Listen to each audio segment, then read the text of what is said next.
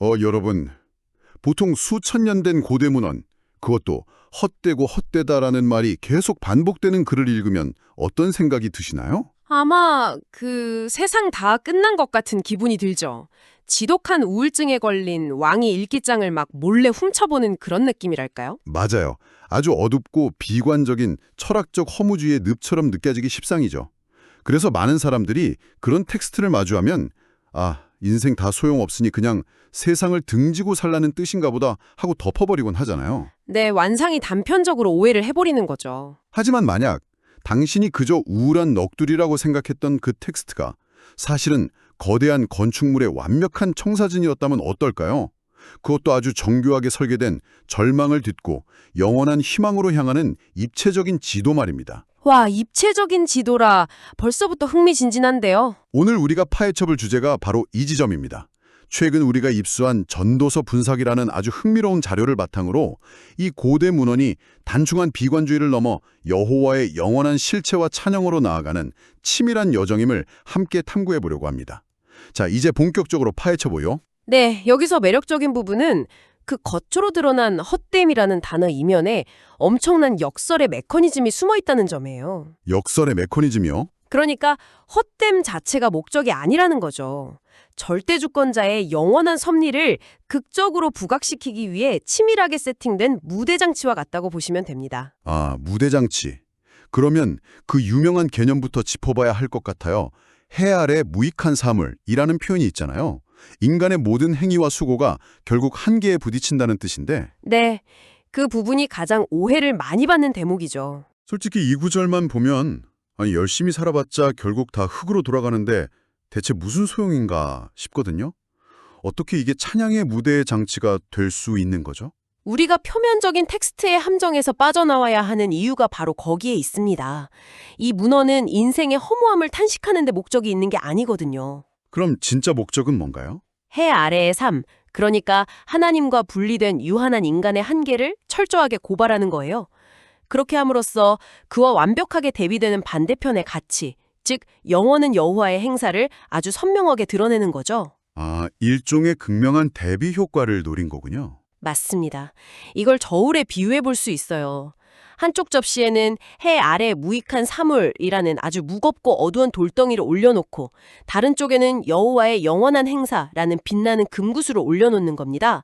돌덩이가 무거울수록 금구슬의 가치가 확 올라가는 원리죠. 칠흑같이 어두운 밤하늘 캔버스가 있어야 별빛이 눈부시게 빛나는 것처럼요. 와, 어둠을 캔버스 삼아 별빛을 그린다. 허무함이 영원함을 돋보이게 하는 특수 효과라니 갑자기 시야가 확 트이는 기분입니다. 그렇다면 여기서 말하는 그 영원이라는 게 대체 뭔지 명확히 할 필요가 있겠어요. 네, 아주 중요한 포인트입니다. 제가 자료를 분석하다 보니 내재적 초월이라는 굉장히 묵직하고 철학적인 개념이 딱 등장하더라고요. 이거 처음엔 좀 어려웠어요. 그 단어가 좀 어렵죠. 이 부분이 텍스트를 구조적으로 이해하는 가장 핵심적인 열쇠 중 하나입니다. 보통 사람들은 영원이라고 하면 우리가 숨쉬고 살아가는 이 현실 세계와는 완전히 동떨어진 저 너머의 공간을 떠올리잖아요. 맞아요. 뭔가 구름 위에 있는 신비로운 4차원의 세계, 이런 거요. 그런데 분석 자료에 따르면 영원은 우리가 속한 시, 공, 형, 즉 시간과 공간과 형상과 분리되거나 상반되는 게 아닙니다. 오히려 그것들을 배제하지 않고 그 안에 넉넉히 품고 있는, 즉 함유하는 초벌이라는 거죠. 시간, 공간, 형상을 함유한다. 조금 헷갈리는데요? 그러니까 우리가 경두는 시작과 끝이 있는 시간, 물리적인 한계가 있는 공간, 그리고 눈에 보이고 만져지지만 결국 썩어 없어질 형상. 이 유한한 세 가지 조건이 영원 밖으로 버려지는 게 아니라는 말씀인가요? 정확합니다. 버려지는 게 아니라 영원하신 섭리라는 거대한 틀 안에 이 유한한 시, 공, 형의 피조세계가 고스란히 들어있다는 뜻이에요. 그 안에 들어있다. 네. 인간의 삶이나 피조세계 자체만 딱 따로 떼어놓고 보면 유한하고 허무하죠. 하지만 그것이 영원하신 섭리라는 더 큰 시스템 안에 포함될 때 비로소 진정한 가치와 존재 이유를 갖게 되는 겁니다. 그러니까 마치 거대한 시계 톱니바퀴 같네요. 톱니바퀴 하나만 떼어놓고 보면 제자리만 빙글빙글 도는 무의미한 쇠조각이잖아요. 이게 바로 하나님과 분리된 해 아래의 삶, 즉 무익하고 헛된 상태인 거죠. 네, 아주 찰떡 같은 비유네요. 그런데 시계 장인의 거대한 설계 안에 조립돼서 다른 부품들과 맞물려 돌아가기 시작하면 시간을 알려준다는 엄청난 가치를 지니게 되는군요. 여기서 시계 장인의 설계가 여호와의 영원한 행사인 거고요. 완벽한 이해입니다. 톱니바퀴가 전체 설계도 안에서 의미를 찾듯 이 문헌 역시 이 역설의 메커니즘을 구조로 완벽하게 증명해냅니다. 전체 흐름을 보면 전반부 1장부터 7장, 그리고 후반부 8장부터 12장까지 크게 두 가지 다른 방식으로 영혼을 찬양하고 있거든요. 먼저 전반부 그 1장부터 7장까지는 철저하게 인간의 유한함을 폭로하는 데 집중하더군요. 저는 이 파트를 읽으면서 머릿속에 거대한 깔때기가 딱 그려졌어요. 깔때기요? 재밌는 표현이네요. 네, 인간이 자신의 힘으로 이루려는 온갖 수고들 있잖아요. 막 으리으리한 건물을 짓고 엄청난 부를 축적하고 그 모든 노력을 거대한 깔때기에 냅다 쏟아붓는 겁니다. 그런데 깔때기 끝을 통과하고 나면 결국 아무것도 남지 않는 무익의 성태가 되어버리죠. 맞아요. 실체가 빠진 모형과 그림자는 결국 증발해버린다는 걸 보여주는 거죠. 특히 1장부터 4장에서는 그 아래의 수고가 얼마나 끝없이 의미 없이 반복되는지를 적나라하게 고발합니다. 다람쥐 쳇바퀴 돌듯 말이죠. 그렇죠. 영원한 섭리와 단절된 노동은 그저 쳇바퀴에 불과하다는 거예요. 그리고 5장부터 7장에 이르면 사람들이 가장 집착하는 재물의 한계를 딱 지적합니다. 돈 이야기 나오면 또 다들 껴맞죠. 시, 공, 형에 갇힌 물리적 재물은 죽음이라는 한계 앞에서 결코 영원히 소유할 수 없다는 아주 냉정한 현실을 직시하게 만드는 겁니다. 자, 여기서부터 진짜 흥미로워집니다. 청취자 여러분도 저와 비슷한 의문이 드실 텐데요. 그러면 우리가 매일 아침 지옥철 뚫고 출근해서 열심히 일하고 월급 모으는 것 자체가 무가치하고 나쁜 거라고 말하는 건가요? 그렇게 들릴 수도 있겠네요. 어차피 다 깔때기 밑으로 빠져나갈 허무한 것들이니까 아예 오늘 당장 사표 던지고 산속으로 들어가란 뜻일까요? 이것을 더 큰 그림과 연결해보면 절대 그런 식의 허무주의적 결론이 아님을 알 수 있습니다. 만약 7장에서 딱 끝났다면 진짜 비관론이겠죠. 하지만 8장부터 12장으로 넘어가는 후반부는 완전히 다릅니다. 분위기가 확 반졌나요? 네, 여호와의 영원한 행사를 직접적으로 다루면서 앞서 말한 무익함의 고발을 완전히 뒤집어 버려요. 여기서 하나님은 잘되게 하시는 분과 심판하시는 분이라는 두 가지 섭리의 주체로 등장하거든요. 잘되게 하시는 분이라면 우리가 해 아래에서 흘리는 땀과 노력에 대해서 긍정적인 의미를 부여하신다는 건가요? 바로 그겁니다. 8장에서 10장까지를 보면 우리가 삶 속에서 얻는 번영이나 성취가 결코 우연의 산물이거나 인간의 얄팍한 능력으로 쟁취한 전리품이 아니라고 말해요. 그럼 뭐죠? 그것은 창세전에 이미 정해진 영원한 뜻이 이 유한한 피조 세계 속에서 실현되는 은혜의 결과입니다. 즉, 보이지 않는 깊은 영원의 뿌리로부터 영양분을 공급받아 맺히는 생명나무의 열매라는 뜻이죠. 그러니까 전반부에서 그토록 헛되다라고 외친 건 우리 삶의 수고 자체를 조롱하려는 게 아니었네요. 네, 절대 아니죠. 그 은혜의 뿌리, 즉 영원한 섭리와 단절된 채 껍데기만 쥐고서 이게 영원할 거다라고 착각하는 그 오만함을 경고한 거군요. 정확합니다.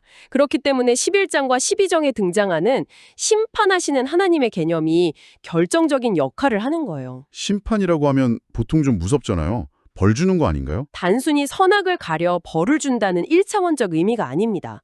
모든 유한한 모형과 그림자의 시대, 즉 시공간의 역사에는 반드시 끝이 있다는 선언이에요. 궁극적으로 영원하신 주권자가 공의의 저울을 통해 모든 행위를 심판하심으로써 당신의 절대 주권이 완성됨을 보여주는 거죠.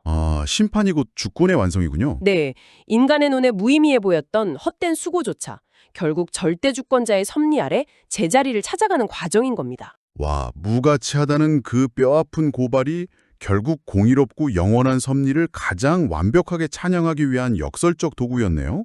이렇게 들으니 퍼즐이 쫙 맞춰지는 기분입니다. 재미있죠? 네, 정말 흥미롭습니다.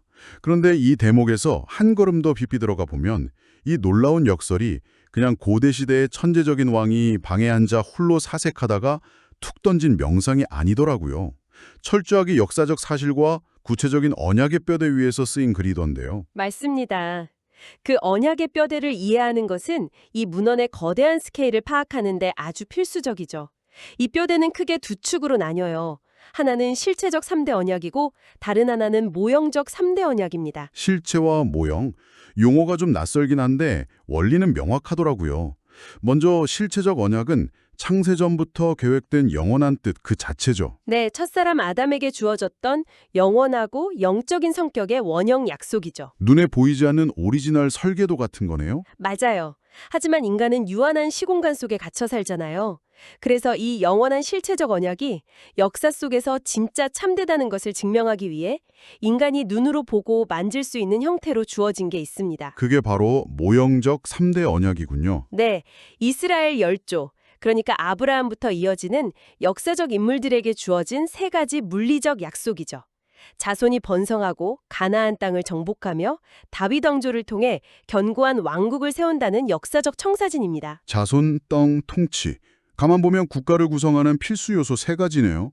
그러니까 보이지 않는 영원한 나라, 즉 실체를 설명하기 위해 눈에 보이는 이스라엘이라는 역사적 국가를 모형 샘플로 만드신 거네요. 바로 그 맥락 위에서 솔로몬 시대를 바라봐야 합니다. 솔로몬 당대에 누렸던 그 압도적인 지혜, 전무후무한 부와 영광, 그리고 그 화려한 성전 건축. 이게 결코 그가 개인적으로 복을 많이 받아서 일어난 우연이 아니에요. 아, 그럼 뭔가요? 다윗에게 주어졌던 그 모형적 언약이 역사 속에서 완벽하게 성취된 절정, 즉 역사의 가장 화려한 정점을 보여주는 섭리적인 사건이었던 거죠. 그래서 이게 다 무슨 의미일까요? 이 지점에서 제 머릿속에 전구가 번쩍하고 켜지더라고요. 솔로몬이 왜 그 엄청난 부귀영화를 다 누려보고도 펜을 들어 헛되다라고 기록했는지 이제 완벽히 이해가 됩니다. 오, 어떤 부분에서 깨달음을 얻으셨나요? 솔로몬의 영광스러운 다윗 왕국은 그 자체가 도착해야 할 최종 목적지가 아니었기 때문인 거죠. 그것은 장차 오실 메시아 왕국을 보여주는 모형이자 예언적인 그림자, 즉 섀도우에 불과했으니까요. 네, 정확합니다. 마치 우리가 개봉을 앞둔 수천억짜리 블록버스터 영화의 예고편을 보는 것과 똑같아요. 예고편 보면서 와 액션 대박이다 하고 감탄은 하지만 이 예고편 영상이 내 인생 최고의 영화야 라고 말하는 사람은 없잖아요. 하하, 그렇죠. 예고편은 예고편일 뿐이니까요. 예고편의 유일한 목적은 본편이 대체 얼마나 압도적일까를 상상하고 기대하게 만드는 거니까요. 솔로몬의 찬란한 영광은 바로 장차 오실 메시아라는 영원한 본편을 가리키는 역사상 가장 화려한 예고편이었던 거예요. 예고편과 본편의 관계, 이 구조를 설명하는 데 더없이 완벽한 비유입니다. 솔로몬 스스로도 자신이 그 거대한 섭리 안에서 예고편 주인공에 불과함을 철저히 깨달았던 거예요. 본편이 아니라는 걸 스스로 알았던 거군요. 네, 따라서 이 문헌은 어떻게 하면 세상을 지혜롭게 살 수 있는지 알려주는 단순한 처세술이 아닙니다.